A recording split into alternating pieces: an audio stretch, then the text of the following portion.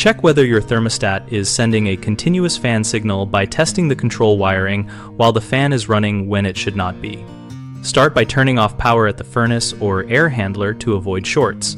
Remove the thermostat faceplate to expose the wiring and identify the green fan wire labeled G and the common wire often labeled C.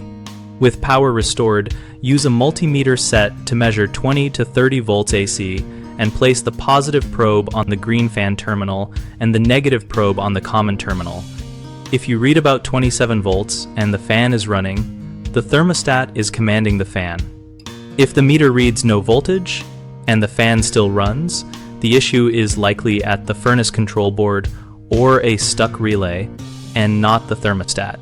To further isolate a thermostat fault, briefly disconnect the green wire from the thermostat while power is on. If the fan stops when the wire is isolated, the thermostat is the cause and replacement is recommended. When replacing, choose a thermostat compatible with your system type and wiring, and label wires during removal so reconnection is straightforward. Common mistakes include testing with the system power still off, which gives false negatives. Always restore power before measuring voltage. Another frequent issue is misreading the meter by using direct current instead of alternating current settings, so set the meter to the appropriate AC voltage range. Finally, people sometimes assume a continuous fan is always a thermostat problem.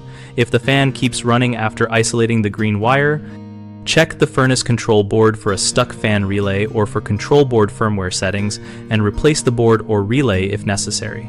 BigHomeProjects.com helps homeowners find local contractors related to electrical diagnosis and other trades, and helps contractors find work through project listings. We also host a discussion community where homeowners and professionals exchange troubleshooting tips and experiences.